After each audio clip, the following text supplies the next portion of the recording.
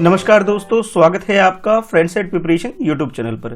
चलिए वीडियो की स्टार्ट करते हैं। इसमें आपको क्वेश्चन अटेम्प्ट करना है और लास्ट में कमेंट करके बताना है कि आप कितने क्वेश्चन के आंसर सही कर पा रहे हैं। Consider the following statement. इस क्वेश्चन में आपके पास ये दो स्टेटमेंट हैं। आपको बताना है इन दोनों स्टेटमेंट में से नॉट करेक्ट स्टेटमेंट यानी कि रॉन्ग स्टेटमेंट कौन सा है, ये आपको चूज करना है। Morocco share the land boundary with western Sahara and Algeria and Libya. Morocco के बारे में आपसे क्वेश्चन पूछा जा रहा है और इसमें आपसे बोला जा रहा है कि ये तीन कंट्री ऐसी है जिसके साथ ये लैंड बाउंड्री शेयर करती है। सेकंड स्टेटमेंट बोला जा रहा है कि Morocco is the only African country with coastal expose to both Atlantic ocean and Mediterranean sea. Mediterranean sea और इसके अलावा अटलांटिक ओशन दोनों तरफ ये ओपन ऐसी एकमात्र कंट्री है जो कि अफ्रीका कॉन्टिनेंट के अंदर ये कंट्री आती है। तो ये दो स्टेटमेंट आपके सामने, आपको गलत स्टेटमेंट चूज करना है। ऑप्शन ए के अकॉर्डिंग फर्स्ट स्टेटमेंट गलत है, ऑप्शन बी के अकॉर्डिंग सेकंड स्टेटमेंट गलत है और ऑप्शन सी में आपसे बोला जा रहा है दोनों ही स्टेटमेंट फर्स्ट एंड सेकंड दोनों ही गलत है और ऑप्शन डी में आपसे बोला जा रहा है neither one not two. It means ये दोनों ही स्टेटमेंट करेक्ट है। तो गलत स्टेटमेंट कौन सा है, क्वेश्चन को अटेम्प्ट कर लीजिए। तो अगर हम मोरक्को की बात करें, जो इसकी लोकेशन आप ये देख सकते हैं, बाकी डिटेल में आप देख सकते हैं वर्ल्ड मैप के अंदर, जहां इसकी लोकेशन कुछ इस जगह पर है। यानी कि आप ये कह सकते हो कि अफ्रीका कॉन्टिनेंट के अंदर ये कंट्री है और इसकी लोकेशन कुछ इस जगह पे। ये जो एरिया आपको दिख रहा है ये मेडिटेरियन सी है और इस एरिया की बात करें ये अटलांटिक ओशन है। तो इसके साथ यानी कि दोनों के साथ ये बॉर्डर शेयर करने वाली एकमात्र अफ्रीकन कंट्री है, ये बात बिल्कुल करेक्ट है। लेकिन जो आपसे इसकी लोकेशन के साथ लैंड शेयर करने वाली जो बात बोली गई थी फर्स्ट स्टेटमेंट के अंदर, उसके अंदर थोड़ी सी मिस्टेक है। मिस्टेक ये है कि ये लीबिया के साथ अपना बॉर्डर शेयर नहीं करता, ये अल्जीरिया के साथ और इसके अलावा वेस्टर्न सहारा के साथ ही मोरक्को अपना बॉर्डर शेयर करता है। तो आप ये कह सकते हो कि फर्स्ट स्टेटमेंट हमारा बिल्कुल करेक्ट है, रॉन्ग है और सेकंड स्टेटमेंट करेक्ट है। लेकिन इस क्वेश्चन में हमें गलत स्टेटमेंट चूज करने के लिए बोला गया था, तो आप ये कह सकते हो फर्स्ट स्टेटमेंट गलत होने की वजह से हमारा आंसर ए हो जाएगा। ध्यान रखना है आपको कि ये लीबिया के साथ बॉर्डर शेयर नहीं करता है। With reference to Help Age India consider the following statement. Help Age India ये कॉन्सेप्ट है, क्या है, इसके बारे में आपसे क्वेश्चन पूछा जा रहा है और इसके रिगार्डिंग में आपके पास ये दो स्टेटमेंट है। ये फर्स्ट स्टेटमेंट है और इसके नीचे ये सेकंड स्टेटमेंट है। आपको बताना है इन दोनों स्टेटमेंट में से करेक्ट स्टेटमेंट कौन सा है। It become the first institute from India to receive United Nation population award for 2020। इस साल का यानी कि 2020 का यूएन का एक अवार्ड होता है जिसे हम यूनाइटेड नेशन पॉपुलेशन अवार्ड बोलते हैं। इस इंस्टीट्यूशन को मिला है और इंडिया की तरफ से किसी भी इंस्टीट्यूशन को मिलने वाला ये पहला अवार्ड आप बोल सकते हैं। और उसके बाद सेकंड स्टेटमेंट में बोला जा रहा है it was established by the ministry of social justice and empowerment in 1978 to work for the elder people. बूढ़े लोगों के लिए यानी कि जो 60 ईयर से जो प्लस पीपल जो होते हैं इस एज से ज्यादा, उनकी हेल्प के लिए ये काम यानी कि इंस्टीट्यूशन सेटअप किया गया है और इसे जो सेटअप किया गया है वो ministry of social justice and empowerment के द्वारा किया गया है। तो ये दो स्टेटमेंट आपके सामने, आपको बताना है इन दोनों स्टेटमेंट में से करेक्ट स्टेटमेंट कौन सा है। ऑप्शन ए के अकॉर्डिंग फर्स्ट स्टेटमेंट करेक्ट है, ऑप्शन बी के अकॉर्डिंग सेकंड स्टेटमेंट करेक्ट है और ऑप्शन सी में आपसे बोला जा रहा है बोथ फर्स्ट एंड सेकंड दोनों ही स्टेटमेंट करेक्ट है और ऑप्शन डी में आपसे बोला जा रहा है दोनों ही स्टेटमेंट गलत है।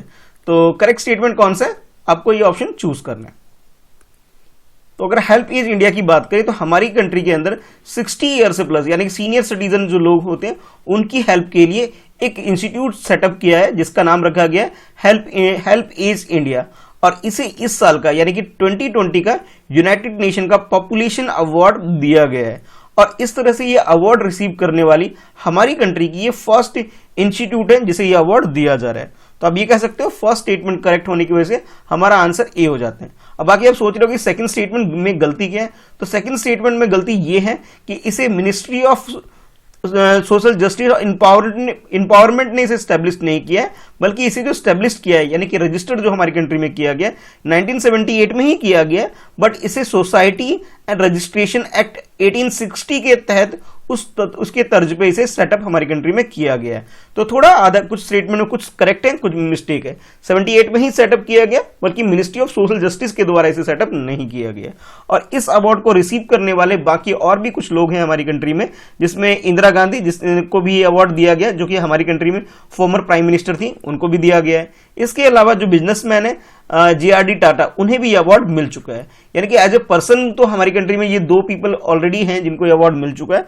और इंस्टीट्यूशन की बात करें तो first institution Help Age India हो गई हमारी कंट्री की तरफ से, जिसे ये अवार्ड दिया गया है। with reference to World Health Organization WHO global health estimate 2019 consider the following statement. International level पे एक ऑर्गेनाइजेशन है जिसे हम WHO शॉर्ट में बोल देते हैं, एक्चुअली इसका फुल फॉर्म ये है वर्ल्ड हेल्थ ऑर्गेनाइजेशन, और उन्होंने एक एस्टेब्लिश किया गया इसे इंटरनेशनल लेवल पे जो हेल्थ से रिलेटेड जो भी इशू है उनकी प्रॉब्लम को सॉल्व करने के लिए, और उन्होंने एक एस्टीमेट किया अपनी एक रिपोर्ट के थ्रू जिसका नाम है ग्लोबल हेल्थ एस्टिमेशन 2019 रिपोर्ट, और इसमें आपको कुछ डाटा दिया गया है। ये फर्स्ट इंफॉर्मेशन है और ये सेकंड इंफॉर्मेशन है स्टेटमेंट की फॉर्म में। According to first statement, non communicable disease make up the majority of the world's top 10 cause of death, यानी कि डेथ की 10 सबसे बड़ी वजह जो बोली जा रही है वो नॉन कम्युनिकेबल डिजीज है अकॉर्डिंग टू दिस रिपोर्ट।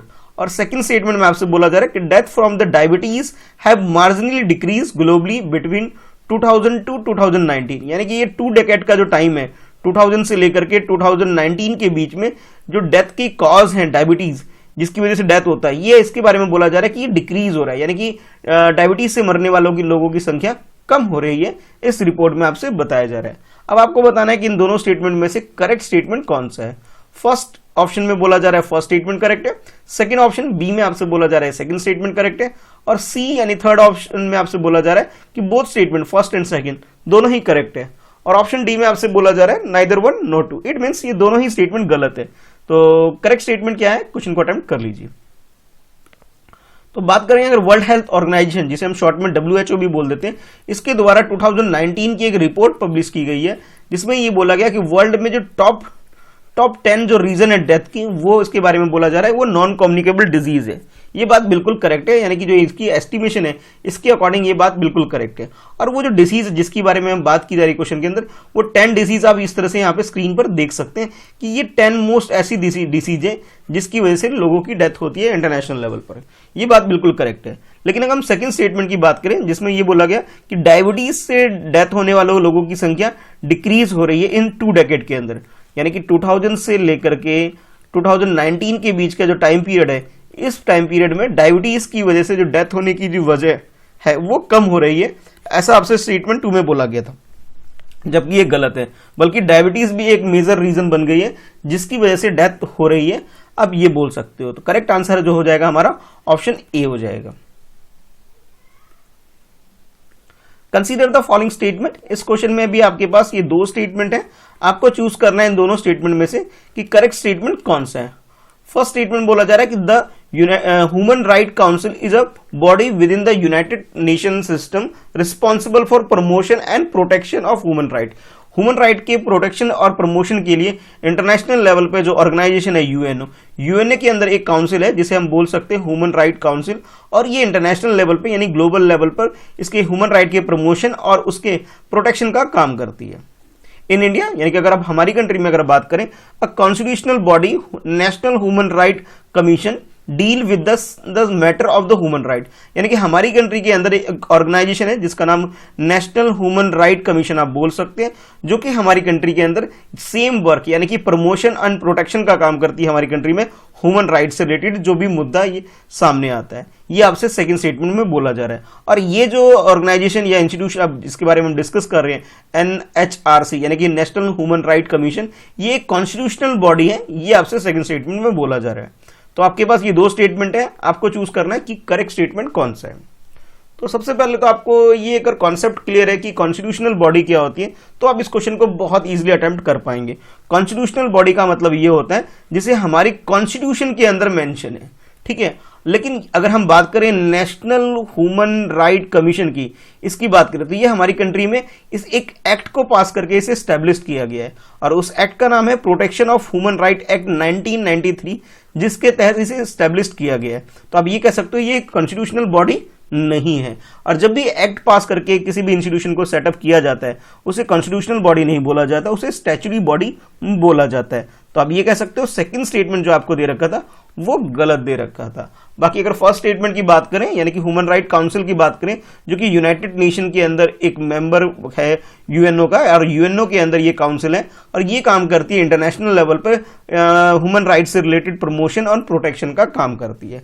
और यूनाइटेड नेशन के अंदर ये जो ऑर्गेनाइजेशन इसके अंदर यानी कि मैं बात कर रहा हूँ ये ह्यूमन राइट काउंसिल की अगर बात करें, इसके अंदर बात करें तो 47 मेंबर स्टेट यानी कि मेंबर कंट्री इसके अंदर है, ठीक है, तो आप ये कह सकते हो करेक्ट आंसर जो हो जाएगा हमारा ऑप्शन ए हो जाएगा, सिर्फ फर्स्ट स्टेटमेंट हमारा करेक्ट है। Which of the following countries are constitutes of member of ASEAN. ASEAN के बारे में क्वेश्चन पूछा जा रहा है और एशियान से रिलेटेड आपके पास कुछ मेंबर कंट्री है, आपको बताना है कि ये मेंबर कंट्री में से कौन सी कंट्री ऐसी है जो कि एशियान का पार्ट है, यानी कि एशियान की मेंबर कंट्री आपको इनके अंदर से चूज करना है। ठीक है, तो आपके पास जो मेंबर कंट्री है उनके नाम आप देख सकते हैं। फर्स्ट आपसे बोला गया सिंगापुर, सेकंड आपसे बोला गया ब्रुनेई, थर्ड आपसे बोला जा रहा है साउथ कोरिया, फोर्थ आपसे बोला जा रहा है फिलीपींस और फिफ्थ आपसे बोला गया लाओस। यानी कि 5 ऐसी कंट्री आपको दे दी गई जिसके अंदर से आपको चूज करना है कि एशियान के जो 10 मेंबर कंट्री है उसमें से कौन सी करेक्ट है। ठीक है, तो ऑप्शन ये है आपके पास, ऑप्शन ए के अकॉर्डिंग फर्स्ट एंड फिफ्थ जो है वो आपसे बोला जा रहा है कि एशियान का पार्ट है, ऑप्शन बी के according second and third country इसका पार्ट है, और ऑप्शन सी में आपसे बोला जा रहा है first second fourth and fifth इसका पार्ट है, और ऑप्शन डी में आपसे बोला जा रहा है first second third and fifth country जो है वो एशियन का पार्ट है। तो एशियन का पार्ट कौन कौन सी कंट्री है ये आपको क्वेश्चन में अटेम्प्ट कर लेना है। अगर एशियन की बात करें तो आप ये देख सकते हैं 10 ऐसी कंट्री जो कि आपके स्क्रीन पे आप देख सकते हैं कि जो कि एशियन का पार्ट है। तो सबसे पहले आपको एशियन के बारे में पता होना चाहिए। एशियन का मतलब है association of south east Asia nation, और इसके अंदर जो ये 10 कंट्री है एक विजन रखा गया, एक मोटो रखा गया, और उस मोटो के तहत ये सारी कंट्री काम करती है। जिस तरह से यूरोपियन यूनियन के अंदर सारी कंट्री इन्वॉल्व होती है, उसी तरह से इन्होंने भी अपने लिए एक ग्रुप फॉर्म किया जिसका नाम इन्होंने एशियन रखा हुआ है, और इसके अंदर जो इनका मोटो है one vision one identity and one community को टारगेट रखते हुए इन्होंने ये अपना एक ग्रुप फॉर्म किया है, और इसके अंदर ये 10 कंट्री आती है जिसे आप देख सकते हो। अच्छा, अगर वर्ल्ड मैप में आप देखना चाहें इनकी लोकेशन, तो इसकी लोकेशन कुछ इस जगह पर है। ठीक है, यानी कि यहां पे इसकी लोकेशन आती है। लेकिन अगर आप क्वेश्चन को ध्यान से देखें, क्वेश्चन में आपके पास जो एक और कंट्री का नाम दे दिया गया था आपको, साउथ कोरिया। साउथ कोरिया की लोकेशन कुछ इस जगह पर है, तो आप ये कह सकते हो साउथ कोरिया तो भाई थोड़ा इसका पार्ट नहीं है, आप ये बोल सकते हो। तो साउथ ऑफ इसका पार्ट ना होने की वजह से जो हमारा जो करेक्ट आंसर हो जाएगा वो हो जाएगा सी। सी का मतलब ये हुआ कि भाई जो थर्ड कंट्री है साउथ कोरिया, उसको अगर हम छोड़ दें तो बाकी जो कंट्री बन गई या बच गई, इंडोनेशिया, लाओस, फिलीपींस और ब्रुनेई, ये इसका पार्ट है, यानी कि ये इसके मेंबर कंट्री है। इसके अलावा बाकी और कंट्री के नाम भी आप देख सकते हैं, Malaysia, Thailand, Myanmar, Singapore, Vietnam, Cambodia, जो इसके पार्ट है। ठीक है, तो आप ये कह सकते हो करेक्ट आंसर हमारा ऑप्शन सी हो गया। बाकी एक और इन्फॉर्मेशन जो आपको पता होना चाहिए कि इस ऑर्गेनाइजेशन का जो सेक्रेटरीट, जिसे हम हेडक्वार्टर भी बोल देते हैं, वो इंडोनेशिया के अंदर जकार्ता में है। ठीक है, तो आप ये कह सकते हो करेक्ट आंसर हमारा ऑप्शन सी हो गया। आज आपके लिए क्वेश्चन ये है कि आपको ये बताना है कि यूनाइटेड नेशन का जो काउंसिल है, ह्यूमन राइट काउंसिल, हमारी कंट्री इसका मेंबर यानी इसका पार्ट कब बनी थी। यानी कि आप ये बोल सकते हो कि हमारी कंट्री में जो एक इंस्टीट्यूशन सेटअप किया गया कि नेशनल ह्यूमन राइट कमीशन, ठीक है, ये जो सेटअप किया गया ये इस ऑर्गेनाइजेशन की वजह से, यानी कि ह्यूमन राइट काउंसिल की वजह से सेटअप किया गया। तो हमारी कंट्री इस ह्यूमन राइट काउंसिल का पार्ट कब बनी थी ये आपको बताना है। ठीक है, तो आज की इस वीडियो में इतना ही, मिलते हैं नेक्स्ट वीडियो में। ठीक है, जो क्वेश्चन पूछा है इसका आंसर जरूर दीजिएगा। वीडियो पसंद आती है तो इसे लाइक करना ना भूलें, और आपको लगता है ये वीडियो आपके लिए यूजफुल है तो इसे दूसरों के साथ शेयर जरूर करें। पहली बार वीडियो देख रहे हैं, चैनल सब्सक्राइब कर लीजिए और बेल आइकन प्रेस कर लीजिए ताकि आपको आने वाली वीडियो की नोटिफिकेशन रिसीव हो सके।